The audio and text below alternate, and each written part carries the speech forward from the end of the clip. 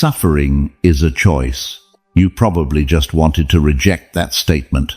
Something inside you rebelled immediately. Something deep. Something that says, no, what happened to me was real. It wasn't a choice. I was hurt. I didn't choose that. And you're right. Completely. The pain they caused you is real. What happened to you happened. It wasn't imagined. It wasn't your fault. It wasn't something you asked for or something you deserved. But what's destroying you right now isn't that pain. It's something different. Something that is your choice, even if you've never recognized it your entire life. It's called suffering. And it's the most silent thing that will ever happen to you. Because it enters without you seeing it. It settles in without announcing itself. It becomes part of you without asking if you actually want it there, without giving you the option to reject it, without showing its true intentions. And by the time you notice it, by the time you finally recognize that something is consuming you from within, it's already been living inside you for years. Years consuming you in silence, years weighing on every decision you make, years affecting how you relate to everything and everyone, without you ever being able to identify exactly where that permanent feeling of exhaustion comes from, the one that has no name but is always there. There's something you need to understand before you keep listening, something the Stoics discovered 2,000 years ago, something modern psychology is rediscovering right now, with studies that confirm what these philosophers already knew long ago. Something so simple that when you understand it, you'll wonder why no one ever told you before. Why, in all the years you've been alive, no one ever made this fundamental distinction that changes absolutely everything. The difference between pain and suffering, they're not the same thing. They're not interchangeable synonyms. They're not the same thing with different words to sound smarter or more philosophical. They are two completely different processes that occur at different moments and produce completely opposite results in your life. One is inevitable. Inevitable means you cannot avoid it no matter what you do, no matter how hard you try, no matter how much you prepare. It will come. It will happen. You have no control over that part of the equation. The other is a decision you make every day without recognizing it as a decision, without noticing it, without realizing that in every moment you are actively choosing to hold on to something you could release. And that difference, that brutal distinction between the two processes, is exactly what separates those whom pain transforms from those whom pain buries permanently. Right now, in this exact moment as you listen to this, you're probably carrying suffering you don't recognize as a choice. Suffering you believe others imposed on you, that you believe you can't avoid, that you believe is simply part of who you are, part of your personality, part of your story, part of who you are at such a deep level that separating yourself from it seems impossible. It feels like letting go of that suffering would mean losing a part of yourself. But it's not. It's not part of who you are. It's something you do. It's a choice you make repeatedly without recognizing it as such. A choice no one taught you to recognize. A choice you can stop making the exact moment you see it clearly for what it really is. In the next few minutes, you're going to understand exactly how to do that. Not with comforting advice that leaves you feeling good momentarily, but changes nothing real in your life. Not with empty motivational phrases that sound powerful when you hear them, but produce no genuine transformation once the video ends. With brutal truths, with uncomfortable truths, with truths the Stoics discovered by facing real suffering, not theoretical, not imagined, not pulled from books. Real, physical, devastating suffering that happened directly to them. Marcus Aurelius faced tragedies that would have destroyed any ordinary person who hadn't developed the ability to face what comes without collapsing. He lost 8 of his 13 children. He lost people he loved. He faced betrayals from people he trusted completely.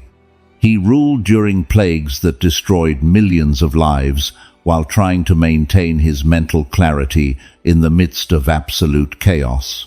And he didn't collapse.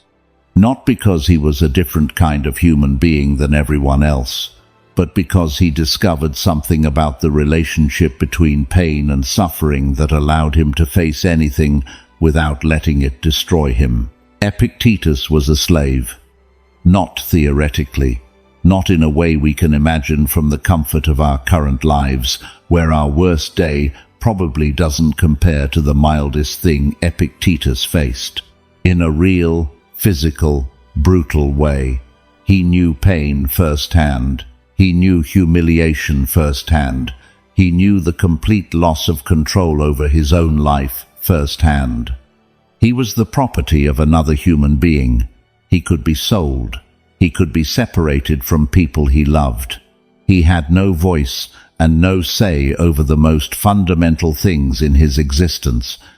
And from that place, from the most unfavorable circumstances imaginable for a human being, he became one of the most influential philosophers in all of history, not despite the pain, through how he handled the pain.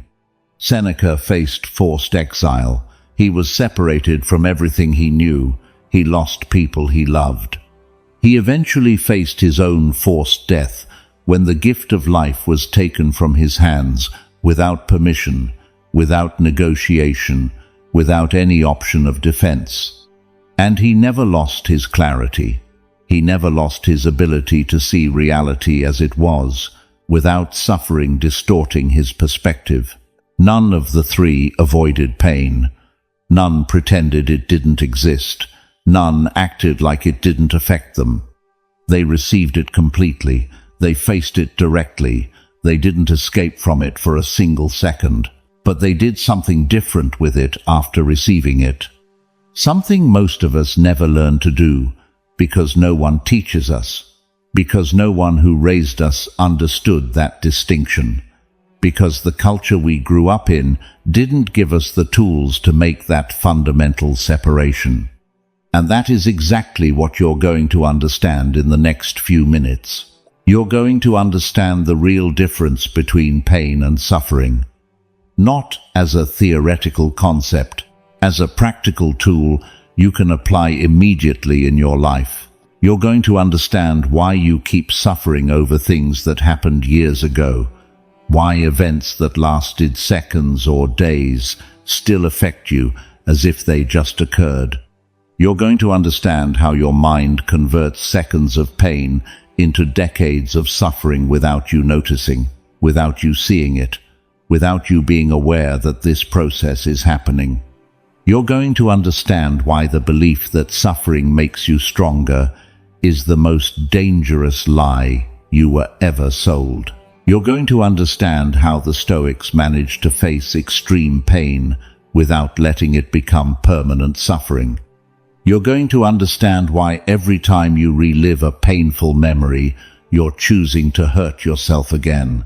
You're going to understand the difference between taking a hit and staying on the ground. You're going to understand why the people who suffer most aren't the ones who hurt most, but the ones who accept least. You're going to understand how the story you tell about your pain decides whether it frees you or buries you. You're going to understand how to convert pain into wisdom in a concrete and applicable way. You're going to understand the exact moment where real freedom begins. And you're going to understand why the pain you don't process becomes the suffering you can't explain. 10 lessons, 10 truths the Stoics discovered by facing the worst life can deliver. 10 truths that are going to change how you interpret every pain you've experienced and every pain that's coming. But first I need you to do something. I need you to be honest with me. but more importantly, with yourself. Because what's coming isn't going to work if you enter with the same denial you've been using to face this for years. If you enter believing your case is different, if you enter thinking these lessons are for others but not for you, what's coming requires honesty. It requires you to admit what you already know but don't want to see. Before we begin, tell me in the comments, what is that pain you feel you can't let go of? The one that comes back on its own when you think you've already released it. The one that appears in your quietest moments when you should be at peace. The one no one else knows you're still carrying. Write it down below. Don't ignore it. Because what's coming, you're going to want to hear with all of that in mind. Because every lesson that's coming is going to speak directly to what you just wrote. Every single one. Get ready, because what's coming isn't going to leave you the same. It's not going to leave you unchanged. It's not going to leave you with the same beliefs. It's not going to leave you with the same relationship you have with pain right now. What's coming is going to change that, if you allow it. And that's the only condition, allowing it. First Stoic lesson. Pain arrived without asking permission, but suffering entered because you let it. Think of something that hurt you. Don't force it. You don't have to search through memory files or consciously dig through the past. Just let it come on its own. The memory that arrives naturally when you're not looking for it. The moment that appears in your mind uninvited, without prior notice, without asking permission to be there. Do you have it? Good. Don't let it go yet. Now observe, while you hold it completely in mind, what's happening in your body right now as you think about it. Something tenses, something tightens, something activates physically in you, even though that moment happened months ago, happened years ago, became part of a past that physically no longer exists anywhere in the real present. Your stomach tenses, your jaw tightens, something in your chest activates, your breathing shifts subtly. Your body is responding to a memory as if it were happening right now, as if time hadn't passed, as if the pain were occurring in this exact second while you sit here listening.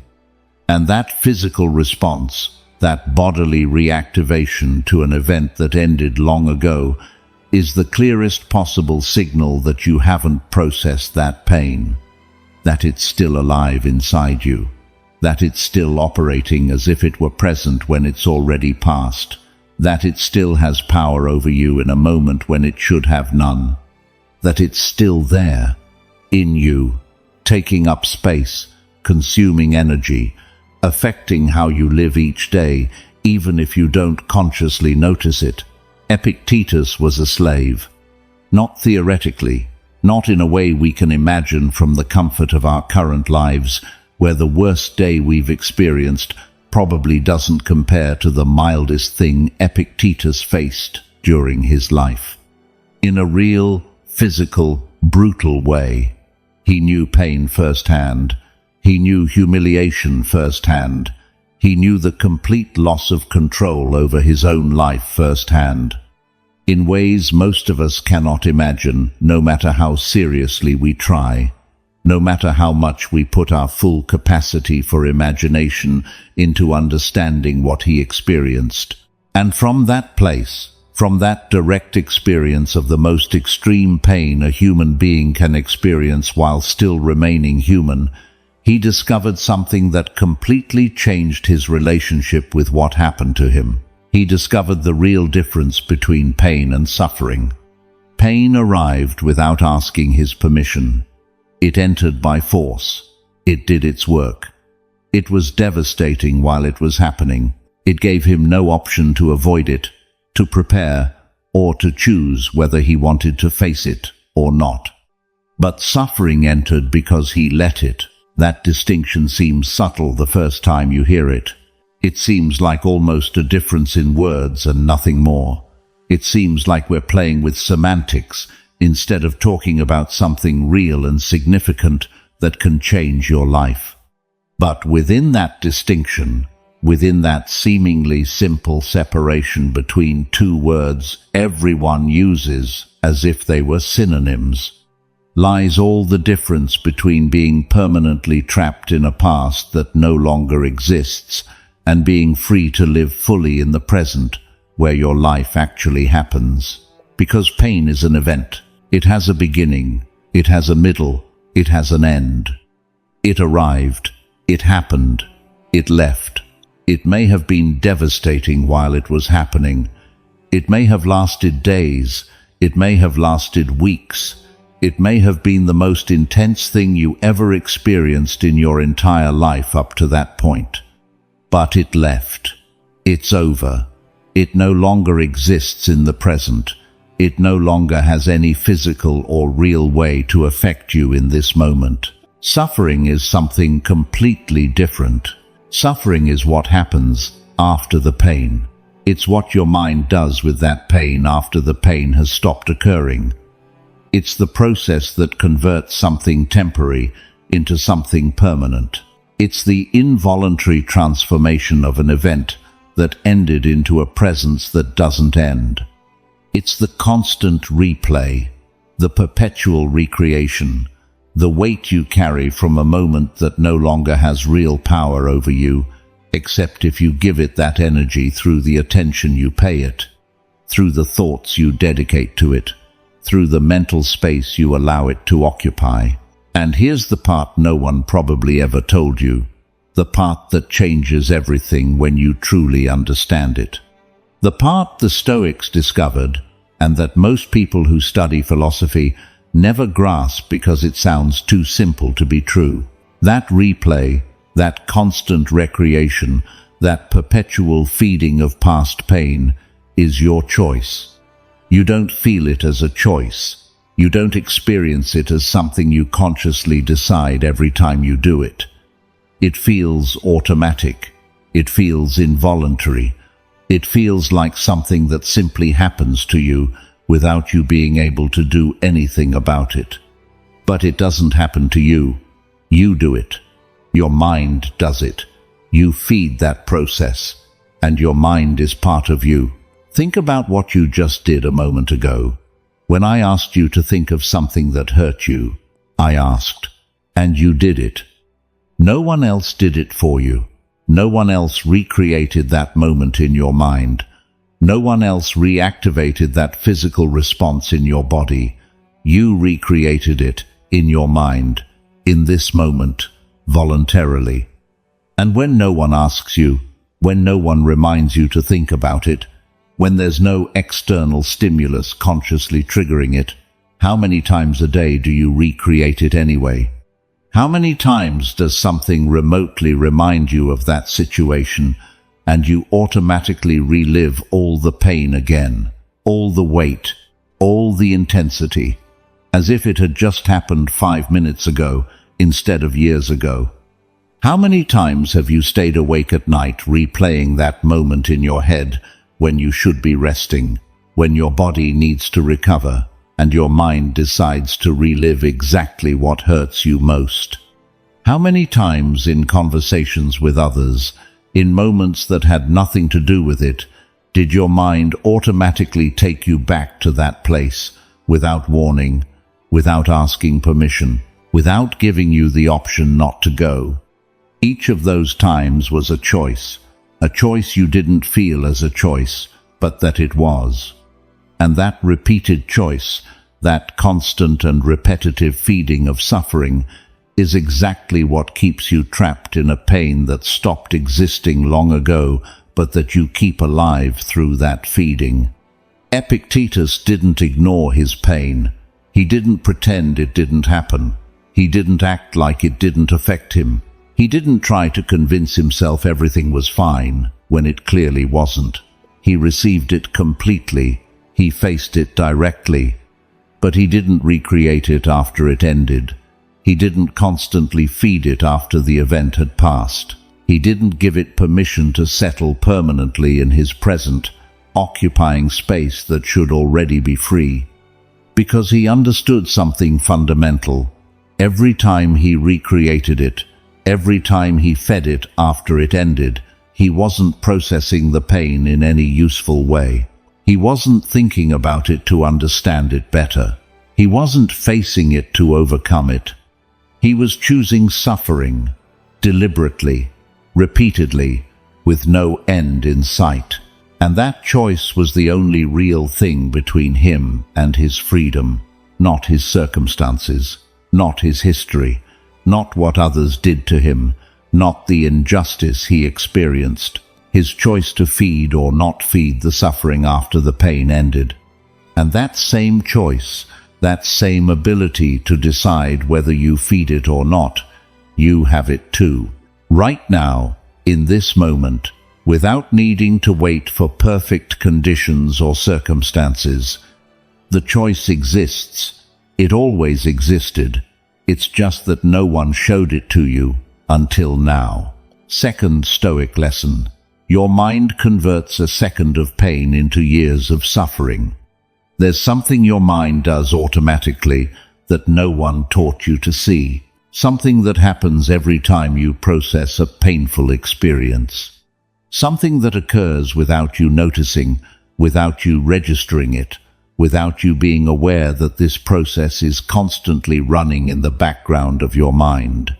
And that invisible function of your mind, that automatic operation no one ever explained to you, is exactly the reason you keep suffering over things that happened long ago, over things that no longer exist in external reality, over things that no longer have real power except the power you give them. Marcus Aurelius wrote something that seems simple when you first read it, something that initially sounds like just another nice phrase that won't change anything real. But it contains a devastating truth that, when you truly understand it, changes how you interpret absolutely everything that has happened to you and everything that will happen. It is not things that destroy us, but the judgments we place on them. Judgments. That word. Judgments. Not the events. Not the pains. Not the betrayals. Not the losses. Not the circumstances. The judgments you attach to events after they've already occurred. The judgments your mind automatically attaches to every painful experience without you consciously deciding to. Because a painful event has duration. It has a beginning and an end. Like anything real in the physical world, like anything that occurs in time, has a point where it starts and a point where it stops. It may have lasted a second. The betrayal may have been revealed in a message, a single message that changed everything. The rejection may have happened in a 5-minute conversation. The loss may have been announced in a brief phone call. Seconds, minutes, maybe days, but you convert it into something that lasts years. How does your mind make that conversion? Through repetitive judgments, through narratives you automatically construct around the event and repeat in your head like a broken record you can't turn off. This shouldn't have happened. I'm so stupid for trusting someone who didn't deserve my trust. This means I'm not enough, that I'll never be enough. No one's going to want something that's broken inside. The same thing always happens to me. Always. Each of those judgments isn't about the original event. It's not about what actually happened in that moment. It's about the story you built around the event after it already occurred. It's the narrative your mind automatically attaches to every experience and that converts something temporary into something permanent.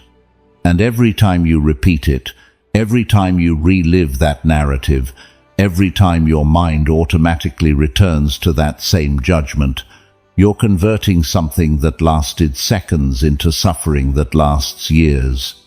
You're not processing. You're not healing. You're not facing it. You're feeding. You're recreating. You're artificially keeping alive something that should have already ended. Marcus Aurelius understood this with brutal precision. Every time he faced something difficult, something that hurt, something that challenged him, he observed it first. Before letting his mind build the automatic narrative, he observed. He separated the event from the judgment. What happened from what he decided to think about what happened. The pure facts from the story his mind wanted to automatically build around those facts. And that separation, that space between fact and narrative, that moment where you observe before the automatic judgment takes control, was exactly where his freedom lived. Because he couldn't change that he was betrayed. He couldn't change the losses he faced. He couldn't change the wars he had to navigate. He couldn't change the deaths he witnessed, but he could change the judgments he attached to each of those events. And in that change, in that decision to observe before narrating, before judging, before building the automatic story, pain stayed where it belonged, in the past. Instead of settling permanently in the present through repetitive judgments that converted it into perpetual suffering with no end in sight, right now you're doing this with something in your life. There's a past event your mind converted into a permanent narrative. An event that lasted seconds or days, but that your mind transformed into something that occupies permanent mental space through judgments you repeat without noticing. And that narrative, that story you built around the event, is what's destroying you right now. Not the event. The event ended long ago. Only the narrative keeps running. Only the judgments keep operating. Only the story you built keeps taking up space. And here's something you need to understand about the judgments your mind makes automatically. Your mind didn't choose them at random. It learned them. It learned them from how the adults around you processed their own painful events when you were a child. It learned them from the culture. It learned them from how others taught you to interpret what happened to you. And that means something important. If it learned them, you can unlearn them. If they were constructed, they can be reconstructed. If they were patterns your mind adopted automatically, they can be patterns your mind stops adopting when you see them for what they really are. Not absolute truths about yourself. Not evidence that you're broken or incapable or unworthy. Judgments. Just judgments. Narratives your mind builds automatically and that you can observe, see, examine, and consciously decide whether you want to keep or not. Marcus Aurelius didn't eliminate judgments by force. He didn't force himself to think positively. He didn't pretend everything was fine when it wasn't. He observed them. He saw them for what they were. Constructed narratives, not absolute reality. And in that observation, in that moment where you see the narrative as a narrative and not as unquestionable truth about yourself and your life, something fundamental changed. Because when you see that the narrative is a construction, when you recognize that you're creating it without realizing it, when you accept that you have the option to build a different one, suffering begins to lose its power. Not immediately, not all at once, but it begins. And that gap, that space between the event and the judgment, that moment where you can observe before narrating, is exactly the space where freedom from suffering lives. Marcus Aurelius wrote about this every night, not as an academic exercise, as a practice of mental survival, as a way to maintain that separation between event and judgment. That was the only thing allowing him to rule the most powerful empire in the world without letting what happened to him destroy him. And you can do the same. You don't need to be an emperor. You don't need to face wars or plagues or extreme losses. You just need to see the separation, the space between what happened and what you decided to think about what happened. And in that space there is freedom you won't find anywhere else. Third Stoic lesson: suffering doesn't make you stronger, it makes you weaker. There's a lie you were sold since childhood. A lie so old you've accepted it as absolute truth without ever questioning it, without asking a single question about whether it's actually true, without examining even once whether what you were told makes sense when you look at it closely. A lie that has kept you trapped in unnecessary suffering for years, believing that suffering had purpose, believing that every moment you suffered was doing something good inside you, believing that the pain you carry has some noble end that will eventually reveal itself. Suffering makes you stronger. You've probably said it yourself at some point. What doesn't kill me makes me stronger. I suffered a lot, but it made me who I am. Without that pain, I wouldn't be here. The pain taught me.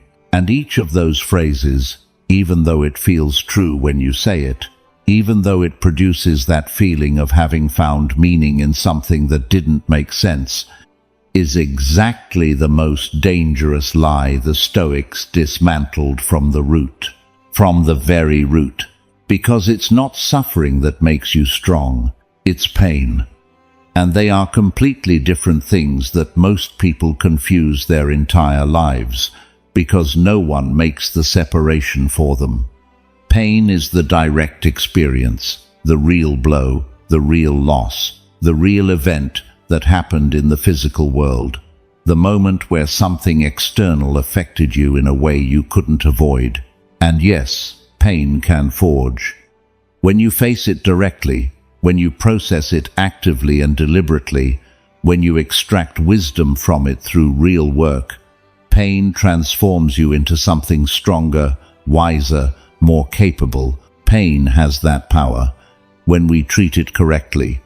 But suffering is what happens when you don't face the pain that way, when you avoid it, when you bury it, when you recreate it repeatedly without actually processing it, when you carry it without examining it, when you keep it alive without extracting anything from it. And suffering doesn't forge anything. It doesn't make you stronger. It doesn't develop your character. It doesn't turn you into a better version of yourself. It only wears you down. It only consumes. It only weighs. It only drains energy you could be using to build something real in your life. Think about this concretely, not as an abstract concept, as a real image you can visualize. Think of two real people who faced exactly the same painful event, exactly the same betrayal, exactly the same level of damage, exactly the same circumstances. Nothing different between what happened to them. The first person faced it directly, didn't avoid it, didn't pretend it didn't happen, didn't bury it under layers of distraction, examined it without escaping, turned over every part of it, understood why it happened, understood what signals they ignored, understood what they needed to develop internally to navigate better what would come next, extracted the lessons, consciously decided how to respond to what they learned. That person was forged because they converted pain into wisdom through an active and deliberate process. Because pain was the fire, and the person chose to turn it into a tool instead of letting themselves get burned. Now think of the other person, the one who faced the same betrayal but didn't process it that way, the one who buried it because looking at it hurt too much, the one who avoided it because facing it meant facing things about themselves they didn't want to see, the one who recreated it repeatedly in their mind without really examining it because reliving the pain had become an automatic pattern they didn't know how to break. That person wasn't forged, they were weakened, because suffering didn't convert into anything. It didn't produce wisdom. It didn't develop capabilities. It didn't transform anything. It only weighed. It only drained. It only consumed energy without producing anything in return. It only occupied mental space that could have been used to build something meaningful. And most of us are closer to the second person than the first. Not because we're weak, not because we lack capability, but because no one taught us the difference between actively facing pain and letting it become passive suffering. No one gave us the tools. No one showed us how to make that separation. No one in our close environment probably did it in a way we could learn by watching them. Without that teaching, we suffered believing that suffering was necessary to grow, believing that the weight we carried was producing something valuable inside us, when in reality it was exactly what was preventing real growth. The Stoics dismantled this lie from the beginning. From the moment they started studying the human experience seriously, they separated the two processes, not because they were smarter than most people, but because they allowed themselves to question something everyone accepted without thinking. They allowed themselves to ask, is it true that suffering produces something, or only pain when it's processed correctly? And when they asked that question, when they really examined it honestly, the answer was devastating to the belief everyone held. Suffering produces nothing. Only actively processed pain produces transformation. And that revelation changed how the Stoics related to everything that happened to them, because they stopped looking for meaning in suffering. They stopped believing that carrying weight without examining it was producing something valuable in them. And in that freedom from the lie, in that moment where they stopped believing they needed to suffer to grow, they could finally do the real work. The work of actively processing pain, of examining it, of extracting what it had to teach, of converting it into real wisdom, instead of letting it become permanent weight that produced nothing.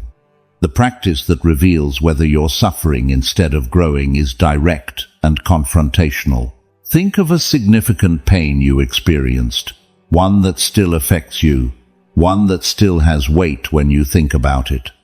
Now, ask yourself honestly, without excuses, without comforting narrative, what concrete wisdom did I extract from that pain? Not theoretical wisdom, not phrases I tell myself to feel better. Concrete wisdom I can name, I can apply, that has changed how I act in my real life. What capability did I develop specifically from having faced that? What do I understand now that I didn't understand before in a way I can actually use? And if you can't articulate specific answers to those questions, if the pain simply weighs without producing anything concrete, then you're not growing from it. You're suffering from it. And that suffering isn't forging you or transforming you or developing any capability. It's only consuming you. It's only draining you. It's only occupying mental space you could be using to build something real. And the difference between both options isn't in how much pain you experience. It's not in the intensity of what happened to you. It's not in whether it was serious enough to deserve transformation. It's in the choice you make afterward, in whether you face the pain actively and extract from it, or whether you let it become passive suffering that only wears you down. And that choice between transforming and carrying is exactly what the next few minutes will reveal how to do in a concrete and applicable way. Because the Stoics didn't just describe the theoretical difference. They described exactly how to make the conversion, step by step, practically, and that's what's coming. The pain you already paid for can be yours to transform into something that propels you forward. Or it can be yours to carry indefinitely without producing anything except exhaustion and weight. That choice exists. No one presented it to you this way before, but it's there, and it's waiting for you to make it consciously. Fourth Stoic lesson: every time you relive the pain, you're choosing to hurt yourself again.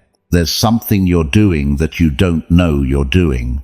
Something that happens in your mind every time a painful memory appears uninvited. Every time something in your day remotely reminds you of something that hurt you. Every time in moments of silence your mind decides to automatically go to that place that hurts.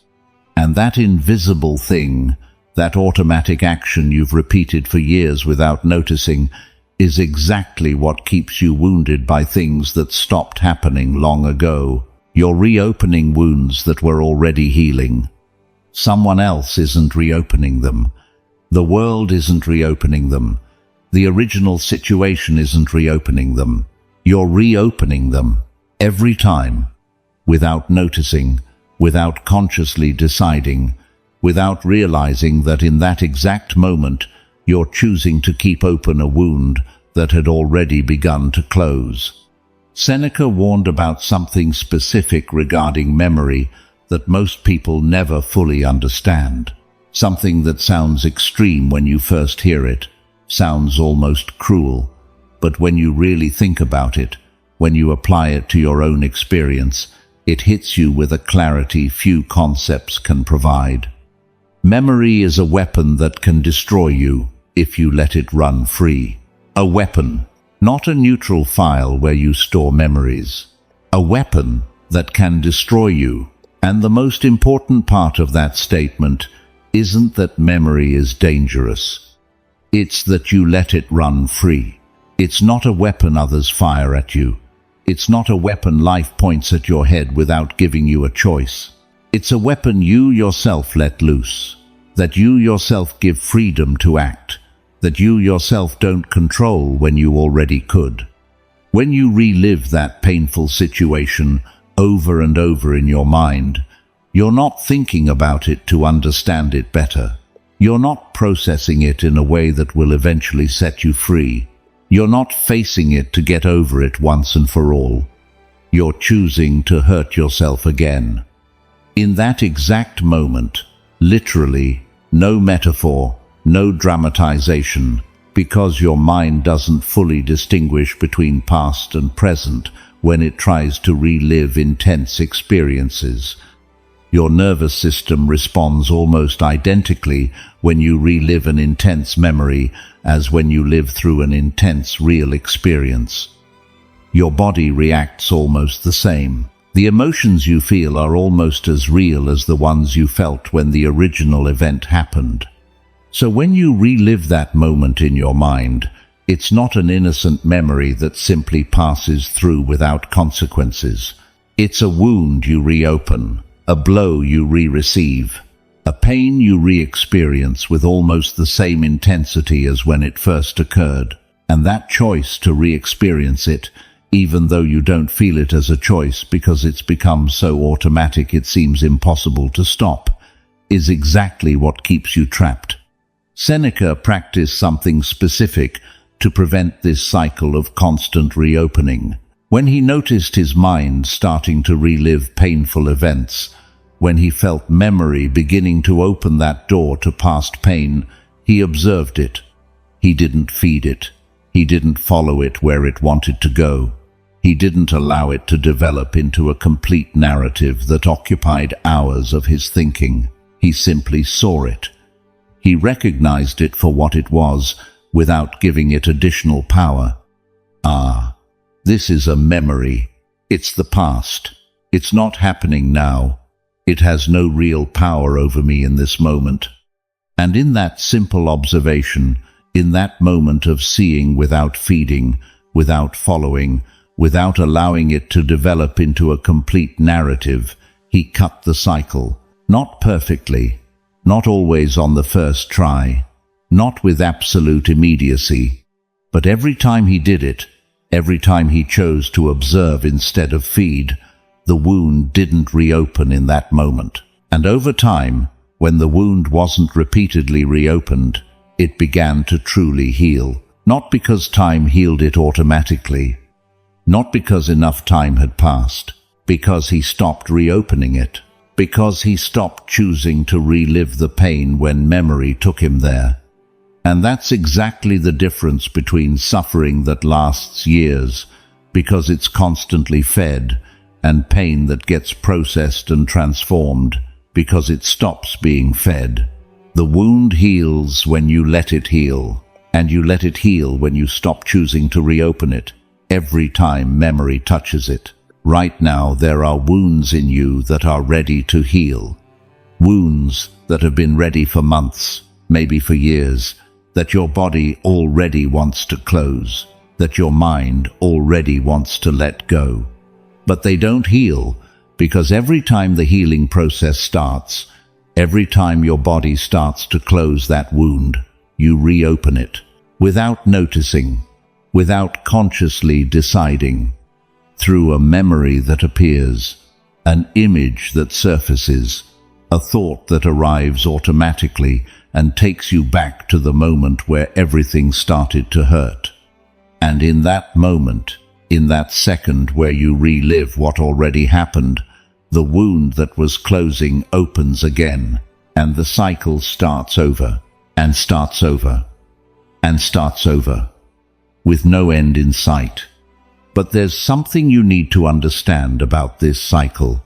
It's not inevitable. It's not part of human nature that can't be changed. It's not something that simply happens to you without you being able to do anything. It's a pattern that can be seen, a pattern that can be observed, a pattern that can be consciously interrupted when you see it for what it is. Seneca interrupted it. He did so repeatedly throughout his entire life. Not perfectly, not without failing, but with enough consistency to allow his wounds to truly heal. And you can do the same. Not tomorrow, not when you're ready, not when enough time has passed. Now, in this moment, with the next time memory takes you to that place. In that moment, you have the choice: feed or observe, relive or observe without feeding. And that choice, that small choice that seems insignificant in that moment, is exactly the thing that separates wounds that heal from those that remain open forever. Seneca also understood something else about this process that's hard to hear, but necessary to understand. Wounds that don't heal because they need more time. They heal when you stop reopening them. And if you've been suffering for years over something that happened long ago, it's not because you need more time to process. It's because you keep reopening the wound every time memory touches it. And that truth, uncomfortable as it may be, is exactly the key that opens the door to real healing. Fifth Stoic lesson: pain visits you, but suffering moves in because you invite it. There's an image you need to hold completely in mind to understand this lesson in all its depth. An image that seems simple when you describe it, but contains within it all the difference between being trapped and being free. Imagine someone knocks on your door. It's not someone you know. It's not someone you invited. It's someone who simply shows up, arrives, knocks, and you open the door. The person enters, sits in your living room, hurts you, causes you pain, affects you in ways you didn't expect and didn't ask for. But afterward, when they've finished doing their work, when what needed to be done is done, they get up, they leave, they walk out the door, they become part of the past. That's pain. It visits, it does its work, it leaves its mark, but it leaves. It leaves because its function was temporary, its purpose was defined, its time with you had an expiration date from the beginning. Now imagine something else, something different. That same person knocks on your door, enters the same way, does the same damage, hurts you the same way. But this time they don't leave. They stay. They sit comfortably. They settle in. They move in with you. They bring their things. They occupy space in your house that shouldn't be occupied. They take resources that aren't theirs. They affect every part of your daily life from the moment they settled in. And they remain there, in your house, in your mind, in your present, occupying space that should already be free. Occupying space you need to live, to grow, to build something real. That's suffering. And the difference between the first and the second wasn't what the person who arrived did. Both did the same damage. Both entered the same way. The difference was that you gave them the key to your house in the second case. You invited them to stay. You gave them permission to settle in permanently. You gave up space you didn't need to give up. You didn't do it consciously. You didn't wake up one day and say, "I'm going to let this pain settle permanently in my life." It wasn't a deliberate decision that way. But it was a decision you made at some point without noticing, a choice you made in the middle of the pain when you didn't have the clarity to see what you were really choosing. Marcus Aurelius understood this difference better than almost anyone who ever lived. Not because he was smarter than others, but because he faced extreme pain repeatedly throughout his entire life and forced himself to observe every time what happened after the pain. What happened in that moment where the pain should leave but didn't? He faced extreme pain repeatedly throughout his entire life. Devastating losses, betrayals from people close to him, wars he didn't choose, the death of his own children, circumstances that would have completely justified suffering settling in permanently.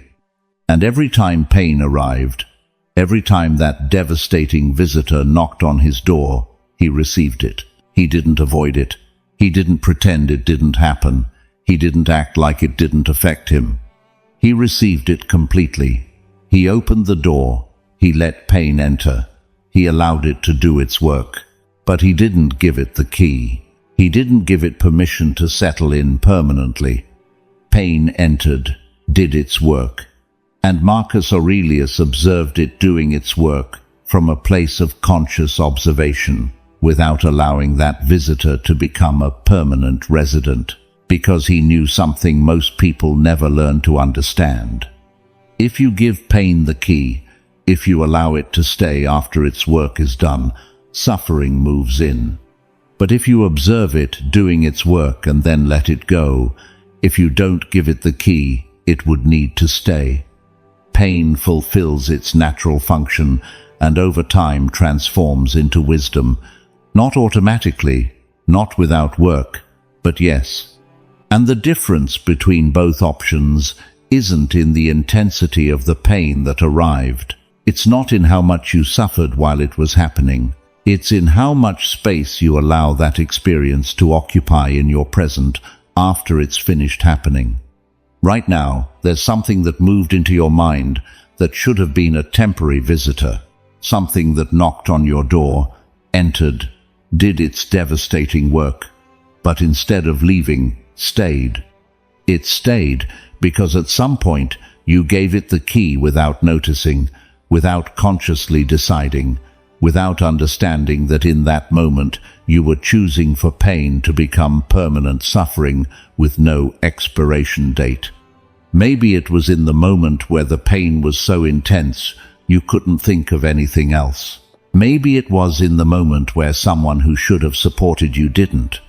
Maybe it was in the moment where you felt that if you didn't hold on to that pain, it would mean what happened to you didn't matter. It doesn't matter why you gave the key. What matters is that you can take it back.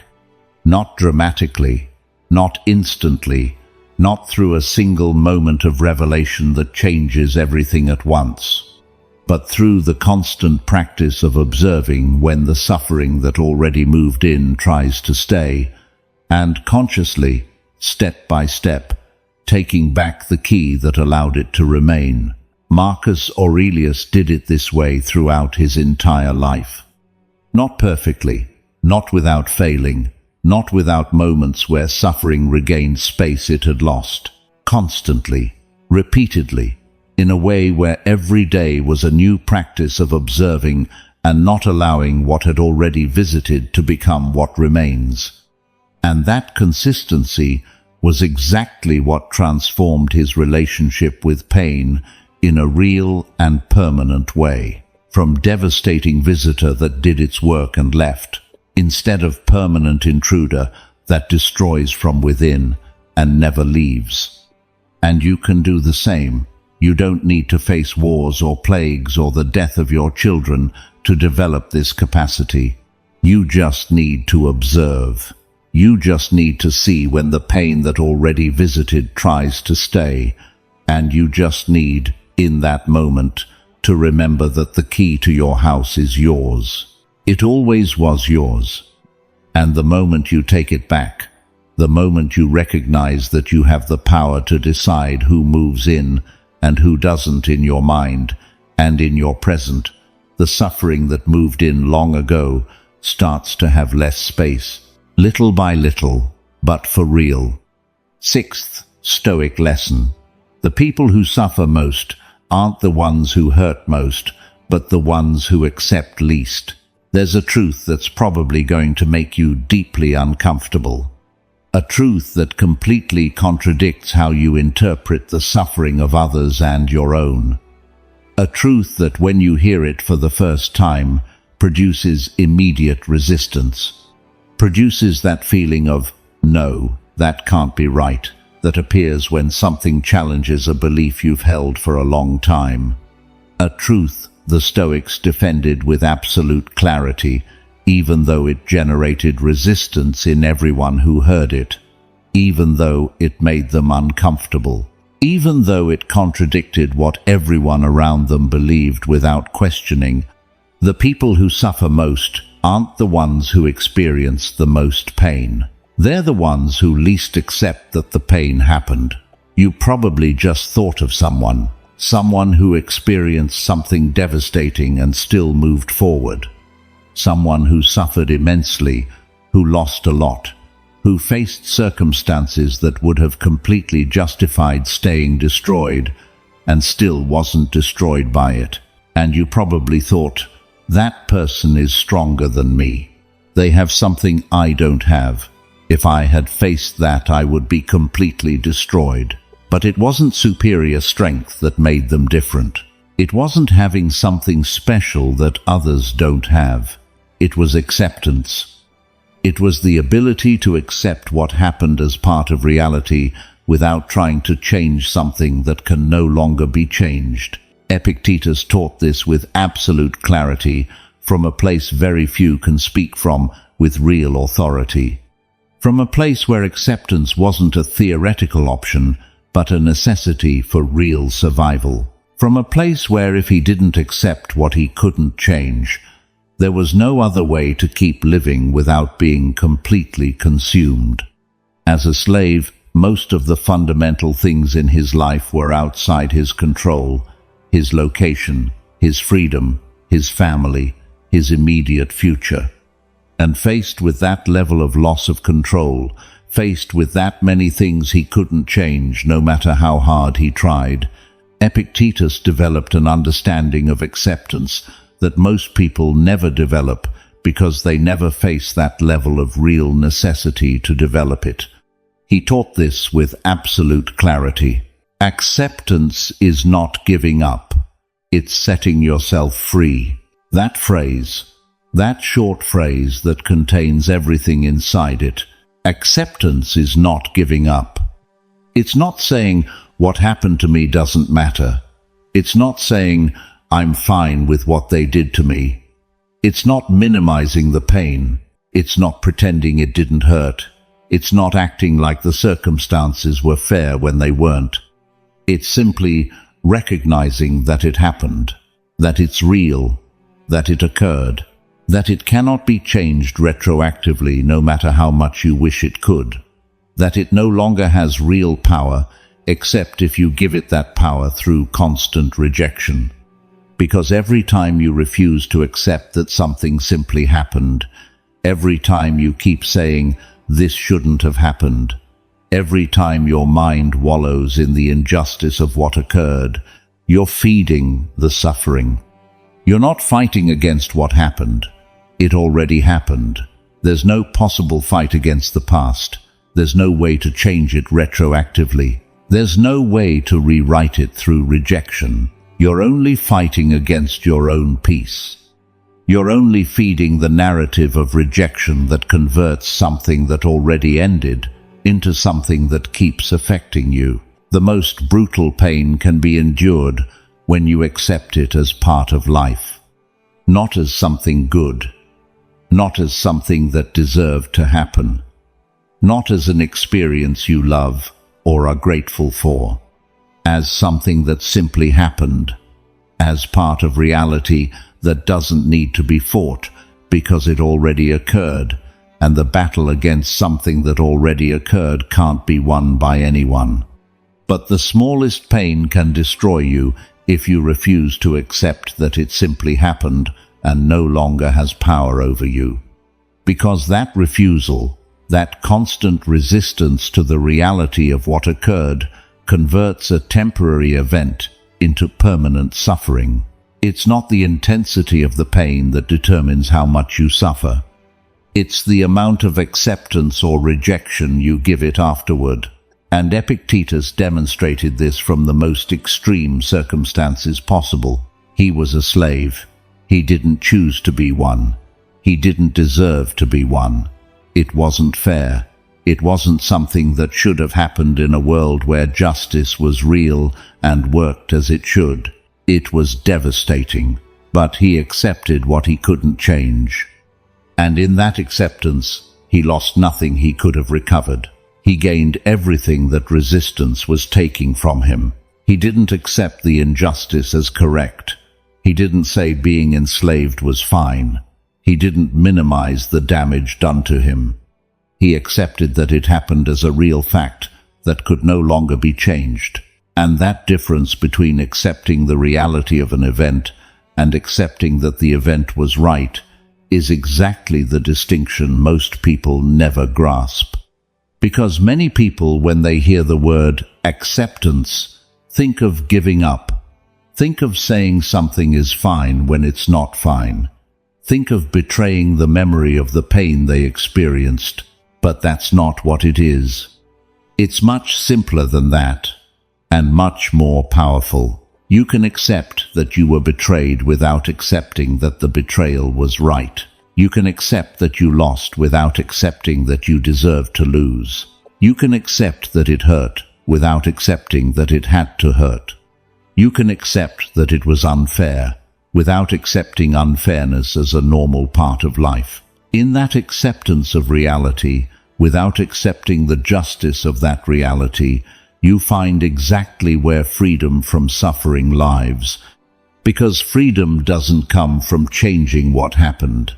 It can't come from there, because what happened can't be changed.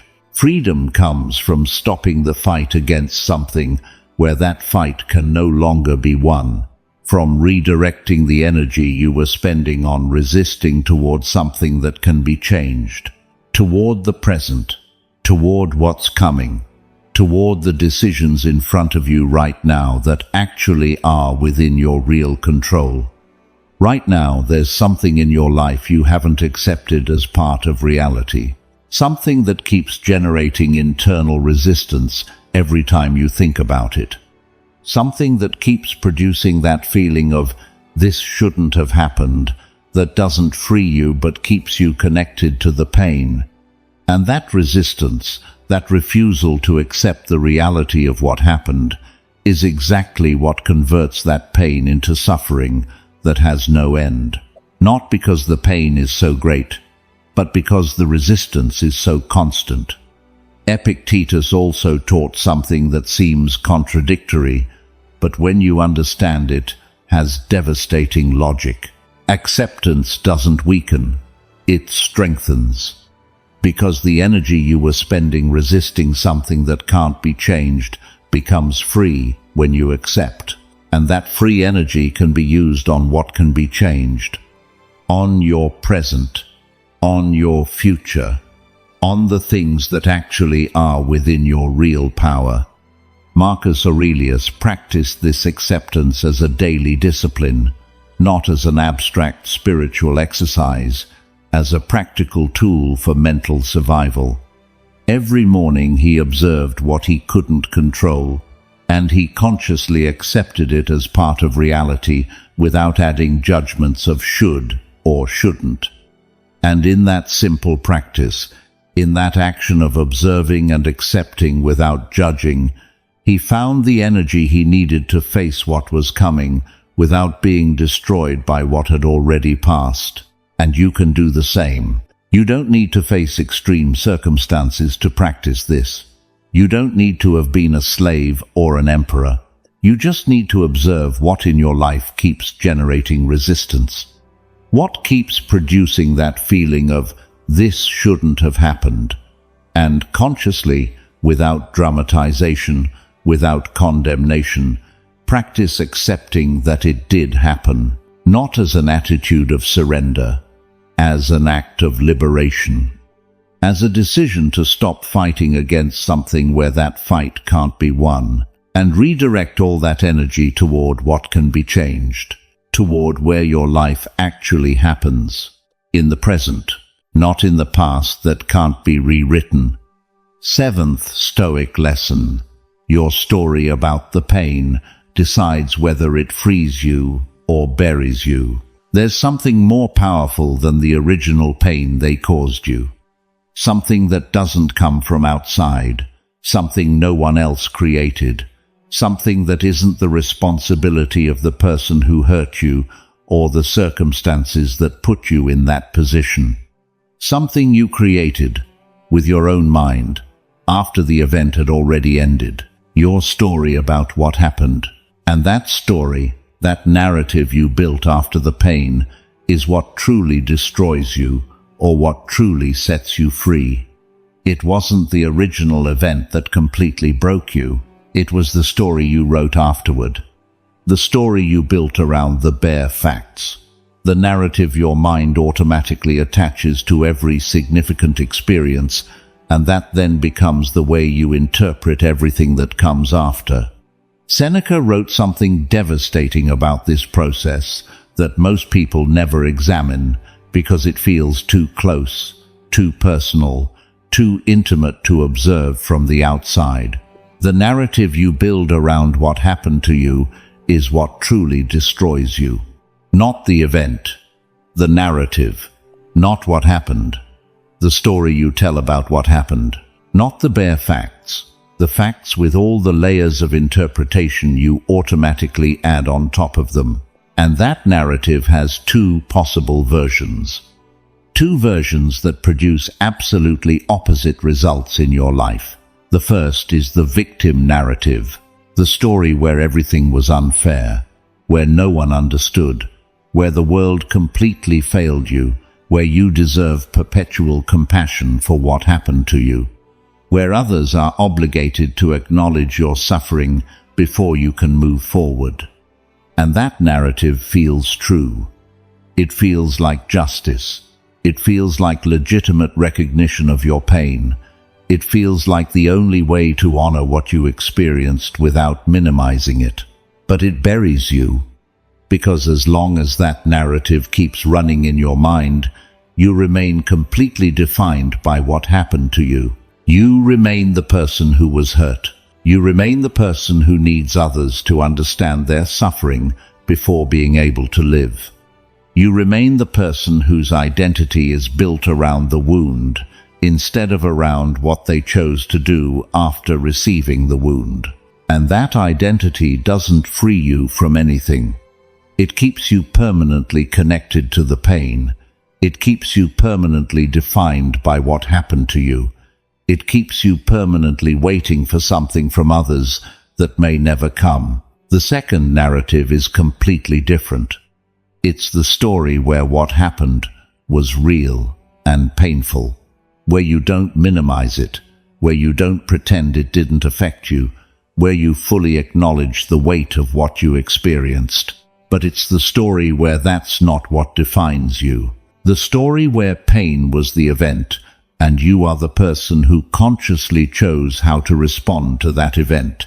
The story where you're the protagonist who processed, who examined, who extracted wisdom, and who moved forward not because the pain didn't matter, but because you decided that pain wouldn't be the final chapter, wouldn't be the chapter that defines all the others, wouldn't be the thing around which your entire life is organized. And that second narrative is the one that sets you free. Not because it's more positive in the superficial sense, not because it makes you feel good immediately, not because it's more comfortable to hold, but because it returns you to the position of protagonist in your own story, instead of leaving you as a permanent victim waiting for others to write the ending. Marcus Aurelius understood this better than almost anyone who ever lived in history. Every loss he faced had two possible narratives. The emperor defeated by circumstances he couldn't control, the story where the losses beat him, the story where he was a victim of a universe that didn't care about him. The emperor who processed the circumstances, who examined them, who extracted wisdom from them, and who continued ruling with clarity his enemies didn't have. He chose the second. Not always, not easily, not without moments where the first narrative consumed him temporarily, but he chose it consciously when he could, because he understood that the narrative he chose didn't change the facts. He couldn't change that he lost his children. He couldn't change the betrayals. He couldn't change the wars, but it completely changed how the facts affected his ability to live and rule in the present. And that capacity, that ability to choose the narrative, is exactly the same one you have right now. You're not obligated to maintain the victim story. You're not obligated to keep being defined by what happened to you. You can rewrite it. Not by changing the facts, because the facts can't be changed. By changing your position within the story. From victim waiting for others to acknowledge their pain, to protagonist who consciously chose how to respond to the pain they received. And that narrative choice is exactly where the real difference between suffering that buries you and pain that transforms you lies. Seneca also understood something else about narratives that's hard to hear, but fundamental to fully understanding this process. Narratives aren't neutral. They're not just there without producing effects. They produce real effects, physical, emotional, in your body and in your life, every time you activate them. Every time you activate the victim narrative, every time you relive that story in your mind, you produce the same physical and emotional responses you produced when the original event happened. The same stress, the same tension, the same emotional pain. And those responses, constantly repeated through the narrative, affect your health, your relationships, your ability to live. But when you activate the different narrative, when you activate the story where you're the protagonist who chose how to respond, you produce different responses. More calm, less tension, more clarity. And those different responses, produced through the different narrative, affect your life in real and concrete ways.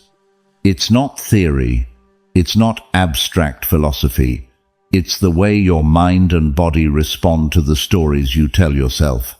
And when you understand that, when you understand that narratives produce real effects, the choice between one narrative and another becomes one of the most important decisions you can make. Because you're not just choosing how to interpret the past. You're choosing how your present is going to function. You're choosing what physical and emotional effects the events that already occurred will produce in your current life. And that choice is completely in your hands. It always was. 8th Stoic lesson. Converting pain into wisdom is the only choice worth making. There are two people who faced exactly the same painful event, exactly the same betrayal, exactly the same level of damage, exactly the same circumstances that produced exactly the same level of emotional intensity at the moment it happened. Nothing different between what happened to them. If you could put them side by side and compare what they experienced, they would be identical. 5 years later, the two people exist in completely different worlds. One of those people is still destroyed by it, still feels broken, still lets that experience define every decision they make, still is the person that happened to, still carries the weight without having extracted anything real from it. The other person, 5 years later, has something the first doesn't have. Not more money, not a better job, not a more comfortable life in external ways. They have wisdom. Real, concrete, applicable wisdom. Wisdom that comes from having examined the pain honestly and having extracted from it what it had to teach. They didn't recover faster than the first person. They're not naturally stronger because of some innate characteristic the first doesn't have. They converted pain into wisdom, deliberately, actively, consciously, through real work that wasn't comfortable or easy or instant. And that conversion is exactly the choice that separates both people 5 years after the same event. Marcus Aurelius transformed every betrayal, every loss, every blow he experienced into lessons he wrote in his meditations. He didn't run from the pain or ignore it. He didn't pretend it didn't happen. He didn't act like the circumstances were better than they were. He converted it into something useful, through deliberate work, through honest examination, through conscious extraction of what each experience had to teach, because he understood something fundamental about pain that most people never grasp. The only way for pain to have meaning is when you extract wisdom from it. Not when you bury it, not when you avoid it, not when you recreate it repeatedly without examining. When you take it, when you look at it directly, when you extract what it has to teach you, and when you convert it into part of your accumulated wisdom that allows you to navigate what comes better than before. And that practice, that deliberate choice to convert pain into wisdom, is exactly what you need to understand how to do concretely. It's not complicated. It doesn't require years of study or special education or perfect circumstances, but it requires brutal honesty with yourself. When a pain is significant, when it's real, when it still affects you in ways you feel, you need to ask yourself 3 specific questions. 3 questions Marcus Aurelius asked himself every night when he wrote his meditations. 3 questions that converted every difficult experience into material for real transformation. First question: what does this teach me about myself? Not about the other person, not about the circumstances, about yourself, about your patterns, about your vulnerabilities, about what you need to develop internally to better navigate what comes after this moment. What signals did you ignore? What boundaries did you not set? What needs did you not recognize? What capabilities do you need to develop that you didn't have before this experience? Second question: what does this teach me about others and how people work? Not everyone else. The specific people who were involved, how they operate, how they behave, what signals they show when they're going to cause harm, how you can recognize those patterns in the future to better protect yourself. Third question: how can I use these lessons to better navigate what's coming? Not as a way to guarantee something similar never happens to you. That's not in your control. But as a way to be more prepared, more aware, more internally equipped to face what comes without letting it destroy you.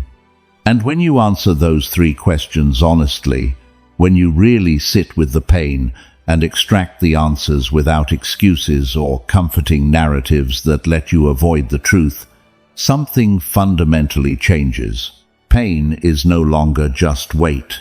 It becomes fuel. Not fuel in a metaphorical or poetic way. Real fuel, material you can use, wisdom you can apply, capabilities you developed that you couldn't have developed without that specific experience. Marcus Aurelius didn't write his meditations as therapy. He didn't write them to feel better. He didn't write them to process emotions superficially. He wrote them as a practice of conversion, as a deliberate and conscious way to take every difficult experience and extract from it everything it had to teach before letting it go. Every loss became a lesson about the impermanence of the things we love. Every betrayal became a lesson about how to evaluate people and how to set appropriate boundaries. Every mistake became a lesson about how to improve future decisions. Not because the events were good, not because he was grateful for them, but because he refused to let them destroy him without extracting something of value. He refused to let pain be only weight. And that refusal, that decision to not allow pain to be solely a burden without producing anything, is exactly the choice worth making, because you have two real options in front of you when pain arrives. First option: let it be only weight, only burden, only something that destroys you without producing anything in return, without extracting wisdom, without developing capabilities, without converting the experience into something that propels you forward. Second option: convert it into wisdom through the 3 questions, through honest examination, through deliberate extraction of what it has to teach. The first option is easier. It's more comfortable. It requires less energy. It doesn't require facing uncomfortable truths about yourself. The second option requires work, requires honesty, requires sitting with the pain instead of running from it. But the first option leaves you exactly where you are, carrying weight without producing anything. And the second option transforms you in a real way, in a concrete way, in a way you can feel and apply in your life. Marcus Aurelius chose the second option his entire life, not because it was easier, but because it was the only one that produced something real in exchange for the price he'd already paid. And that same choice is in front of you. The pain you already paid for. It's done. It already happened. The only real question is whether you're going to extract something from it, or whether you're going to let it be only burden for the rest of the time you carry it. And that choice, that decision to extract or not extract, is exactly the thing that separates people whom pain transforms from people whom pain simply buries.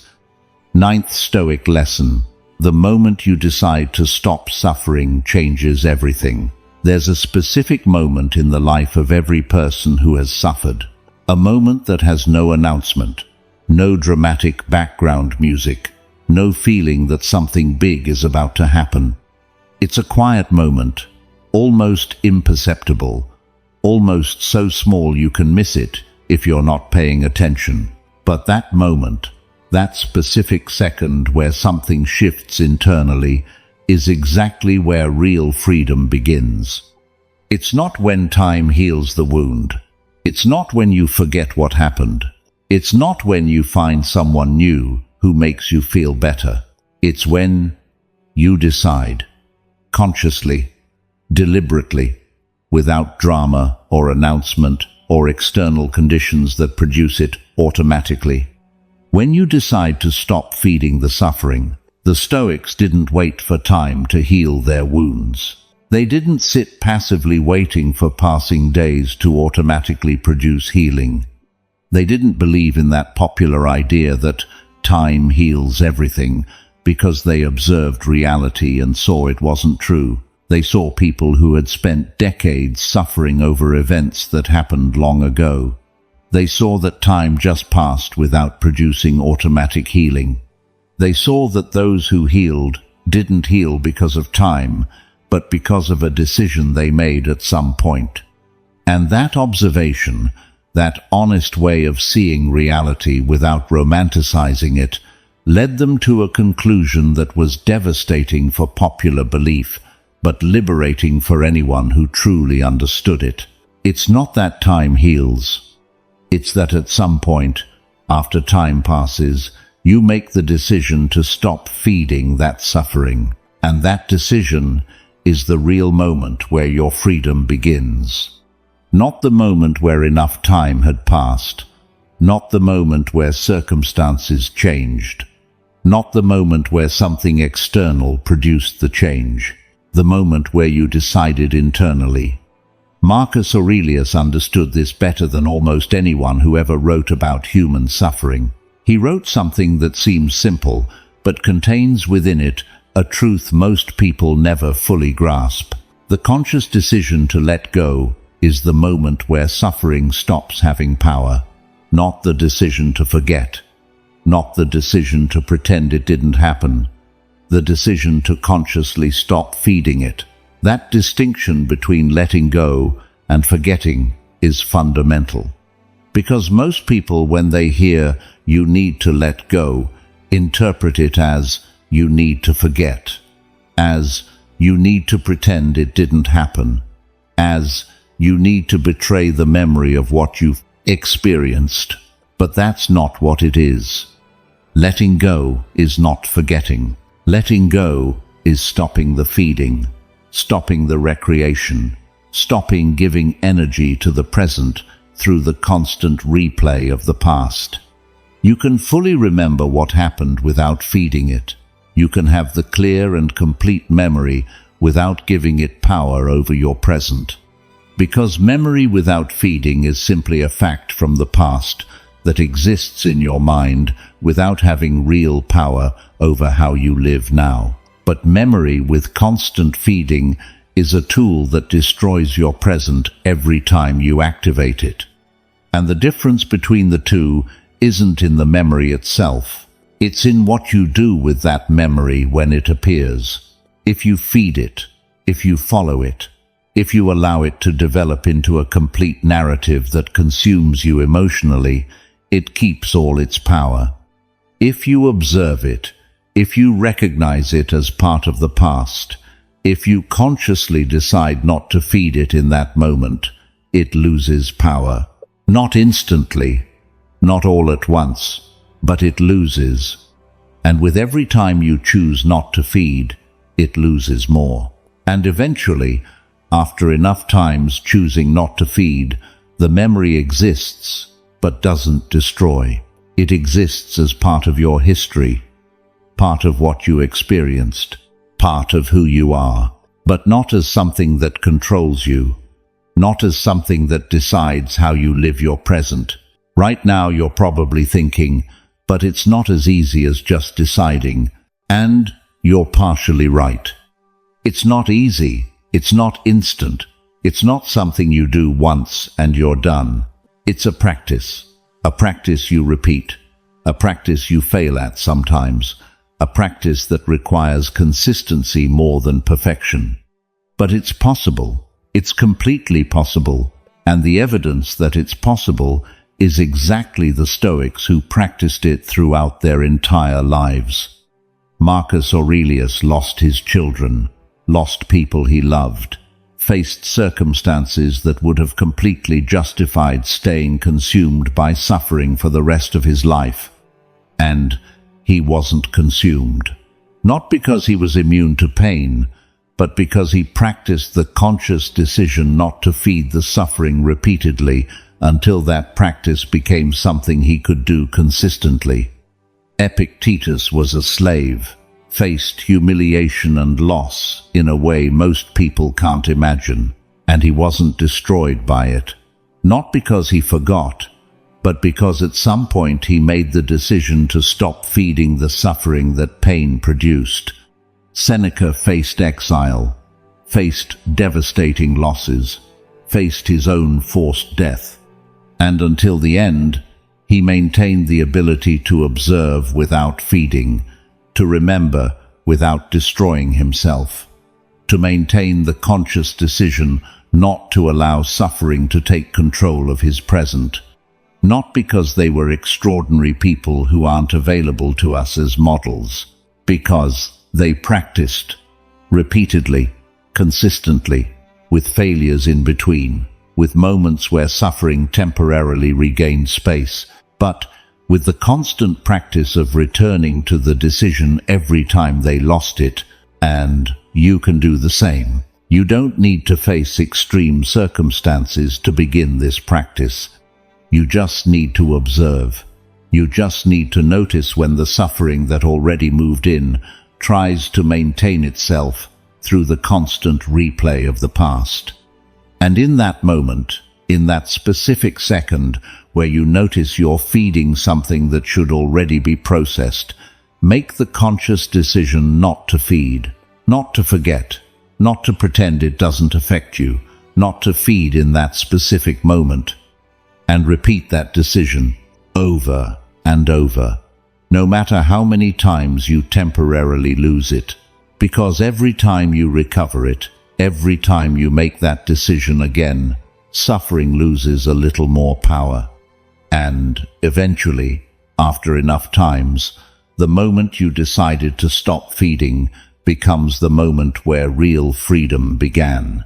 Not dramatically, not with background music, not with the feeling that something big changed.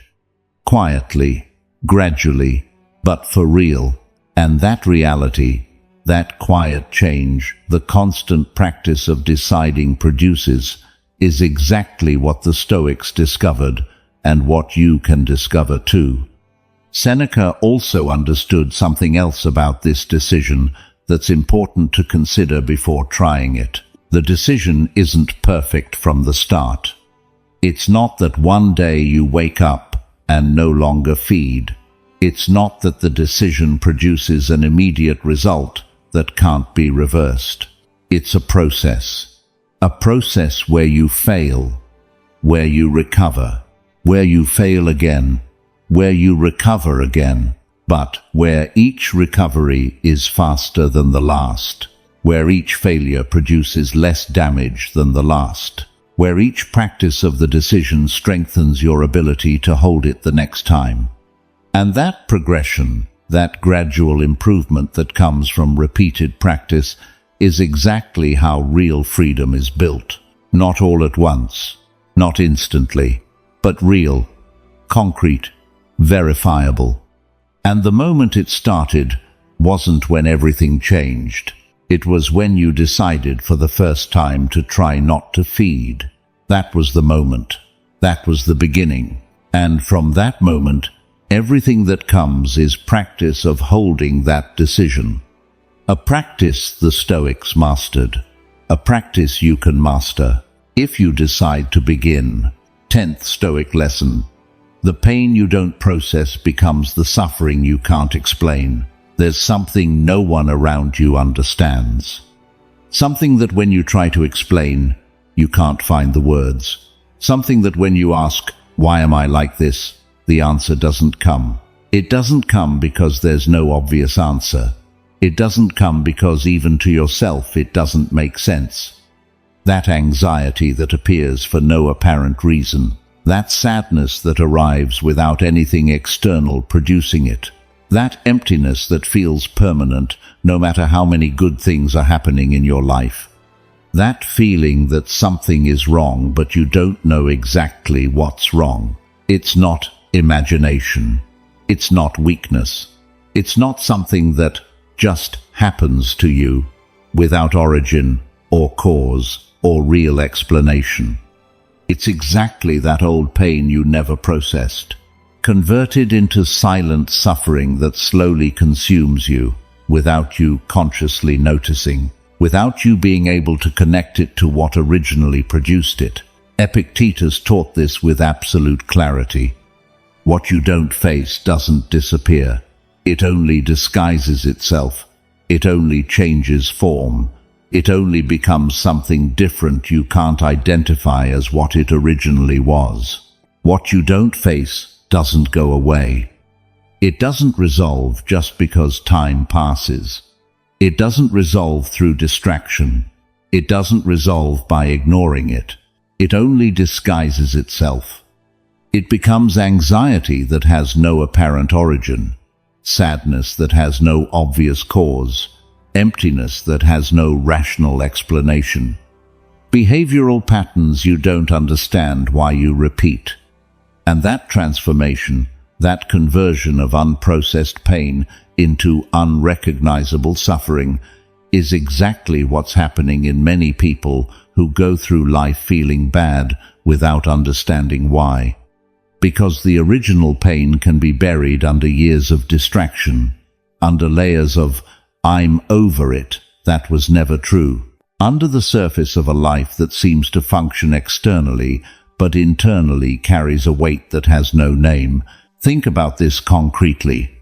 When you were a child, or when you were younger, something may have happened that hurt intensely. Something that at the time you didn't have the tools to process. You didn't have the maturity. You didn't have the support. You didn't have the ability to face it directly. So you buried it, or you avoided it, or you simply left it there without examining it, because examining it meant facing something that was too scary to face at the time. And it stayed there, buried, avoided, unexamined. But it didn't disappear. It only went deeper. It only became more invisible. It only transformed into something different you can't recognize as what it originally was. And now, years later, that thing you buried manifests as that inexplicable anxiety, as that sadness without reason, as that emptiness you can't fill with anything external you try. Not because you're weak, not because something is fundamentally broken in you, because there's something you didn't process that needs to be processed, not ignored, not buried deeper, not treated with distraction, processed, examined, faced directly in ways that weren't possible when it originally happened. Epictetus also understood that this process of unearthing and facing isn't simple or comfortable. It's not something you can do superficially and pretend that was enough. It's not something a single moment of reflection can resolve if the original pain was deep and has been buried for years. It requires willingness to face uncomfortable things, things you buried precisely because they were too uncomfortable to face when you buried them. But that discomfort, that resistance you feel when you try to examine something you've been avoiding for years, is exactly the signal that you're in the right place. Because what hurts to examine is precisely what most needs to be examined. And when you examine it, when you face it directly, when you process it in a real and honest way, something that had been disguised for years starts to lose its power. The inexplicable anxiety starts to have explanation. The sadness without reason starts to have reason. The emptiness starts to have a name. And when those things have a name, when you can see them for what they really are, when you can connect them to their origin, you can do something about it. You don't have to wait for them to disappear on their own. You don't have to keep living with the weight of something you don't understand. You can face it. You can examine it. You can convert it into something processed instead of something that keeps operating from the shadows. Marcus Aurelius understood exactly this connection between unprocessed pain and invisible suffering. When he observed in others that sadness without reason, that anxiety that had no apparent origin, he didn't see it as an illness without solution. He saw it as a signal, as an indicator that something underneath needed to be examined. And when he saw it in himself, when he noticed those sensations that had no obvious explanation, he did the work of searching for the origin, of unearthing, of examining. of facing what was beneath the surface, because he understood that the surface was never the real problem. The real problem was always underneath, buried, disguised, operating from a place that couldn't be seen without deciding to look. And that decision to look, to face what was underneath, was exactly the thing that produced real liberation. Not the superficial liberation of feeling better temporarily. The deep liberation of understanding why you were feeling what you were feeling. And once you understand, once you see the origin, once you connect current suffering to the original pain that produced it, you can do the real work of processing it, not burying it again, not ignoring it in some new, more sophisticated way, processing it through the same tools the Stoics described throughout all this time you've been listening. The separation between event and judgment. The practice of observing without feeding. The extraction of wisdom through the three questions. The conscious decision not to allow unprocessed pain to keep operating from the shadows. All those tools you already know, that you already understand how they work, are exactly the tools you need to use to face that buried pain that became the suffering you can't explain. You don't need new tools. You don't need different methods. You don't need to wait for perfect circumstances. You need willingness to look down when the more comfortable thing would be to keep looking forward, pretending there's nothing underneath. Because there is something underneath. In most cases, there is something underneath. And what's underneath is producing exactly those sensations you can't explain.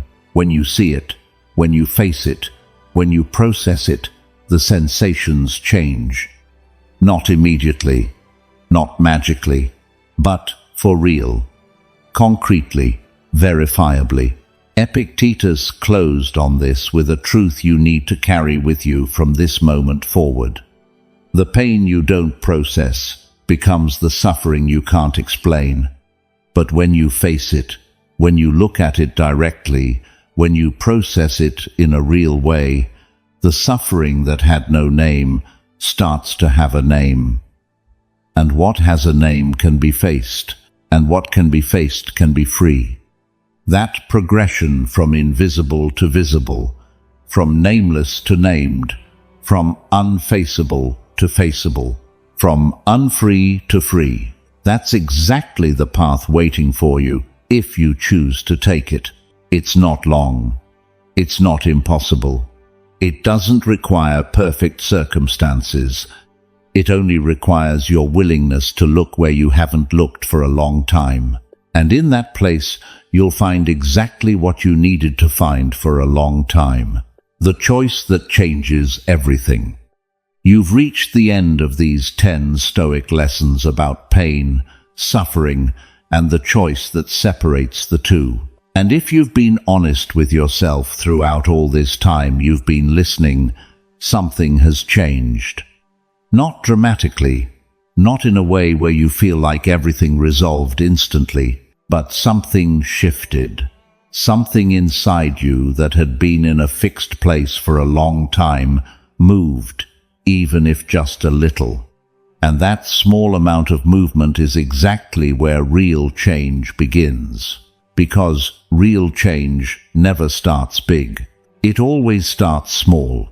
It always starts in a moment that seems almost insignificant.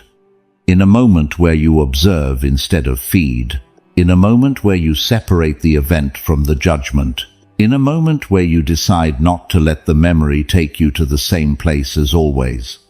In a moment where you recognize that what you're feeling has an origin, and that origin can be faced. In a moment where you make the conscious decision not to feed the suffering. Right now, in this moment where the video ends and everyday life returns to occupy your attention, you're probably going to have the temptation to let it be. To think, yeah, interesting, but in practice it's hard, and keep living exactly as you were living before this started. And that temptation is completely normal. It's what most people do when they hear something that challenges patterns they've maintained for years. Because patterns are comfortable, they're familiar, they don't require energy to maintain.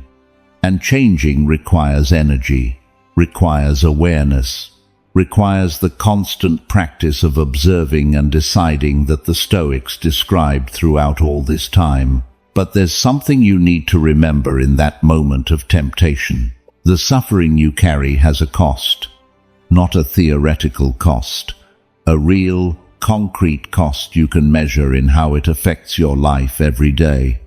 It consumes your energy, it steals your present, it affects your relationships, it limits you in ways you don't see because you're so used to the weight you no longer notice it as weight. And that cost isn't going to decrease just because time passes. It's only going to decrease if you make the decision to start decreasing it yourself. Marcus Aurelius understood this from the beginning of his philosophical practice. He didn't practice Stoic principles because they felt good immediately. He didn't practice because they produced instant visible results.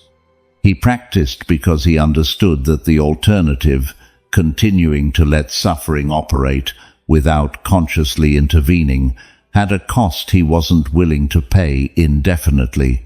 And that understanding of the cost, that honest way of seeing what suffering really takes from you, is exactly what you need to keep in mind when the temptation to let it be arrives. Because you can let it be. No one is going to force you to practice what you heard. No one is going to make you observe. No one is going to make you take the conscious decision not to feed. It's completely your choice. But what you heard during these minutes is true. Suffering is a choice you make repeatedly without recognizing it as such. Pain converts into years of suffering through automatic judgments your mind attaches without you consciously deciding. Suffering doesn't make you stronger. It only wears you down without producing anything. Every time you relive the pain, you're choosing to hurt yourself again. Suffering moves in because you give it the key. The people who accept least are the ones who suffer most. Your story about the pain decides everything. Converting pain into wisdom is the only choice that produces something real. The moment you decide to stop feeding is where freedom begins. And the pain you don't process becomes the suffering you can't explain. 10 truths, 10 lessons the Stoics discovered by facing the worst. 10 lessons that are now yours. Not because you memorize them, not because you repeat them as nice phrases, but because you apply them.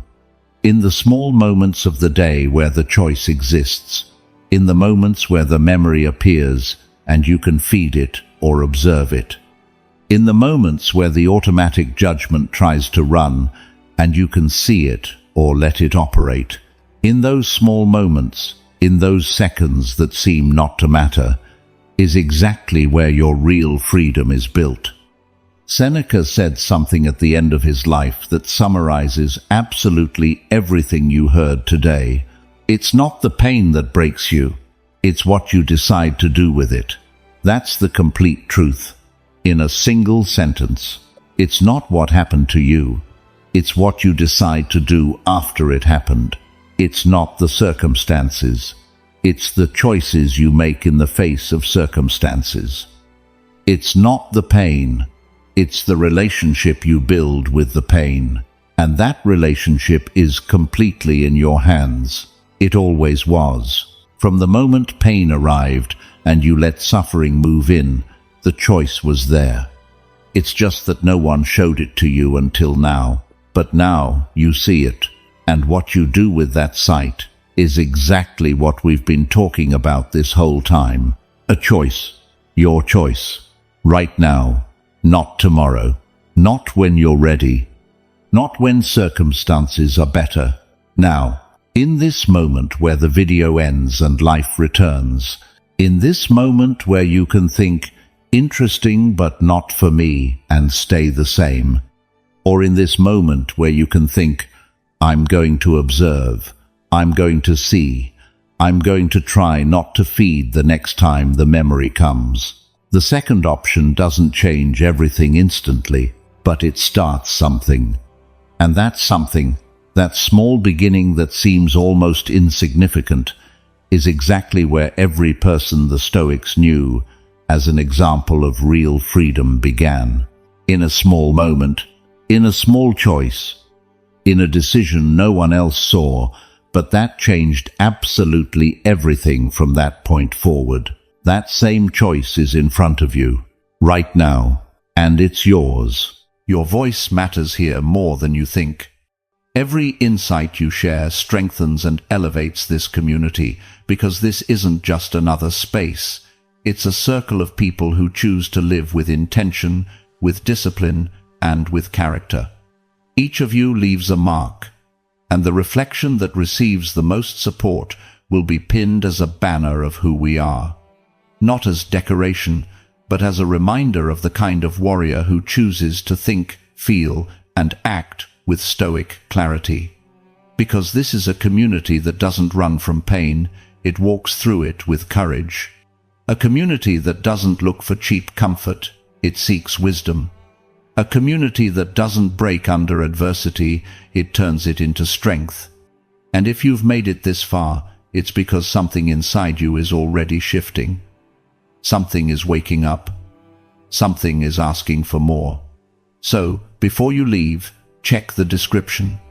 There you'll find the paths we created to help you keep strengthening your mind. They're not there by accident. Each one exists to help you go deeper, build inner resilience, and return again and again to that place within you where nothing and no one can take your peace. Subscribing isn't doing the podcast a favor. It's an act of respect toward yourself. It's choosing not to live on autopilot anymore. It's committing to think differently, to feel with more order, to live with more intention. Because every Monday, Wednesday, and Friday, we publish reflections designed to stay with you when life gets heavy, when your mind gets loud, when you need a reminder of who you are. Not following us means risking missing the one lesson you might need in the hardest moment. And if you choose to go a step further, if you choose to become a member, understand one thing clearly. You're not donating, you're sustaining a mission. Because of you, this flame stays alive. Because of you, we can keep spreading Stoicism as a refuge for millions who are fighting not to give up. Your support is what keeps this podcast alive, strong, and growing. You're not a spectator, you're part of the foundation holding this community together. I'll see you in our next Stoicism for Winners session, where we'll keep exploring the depth of Stoic wisdom applied to everyday life. In the meantime, dive into the recommended sessions in the description and continue your path. And until we cross paths again, don't forget this. You are the master of your perception, the guardian of your peace, and the warrior of your own battle. That is the legacy of Stoicism. That is the art of becoming invincible.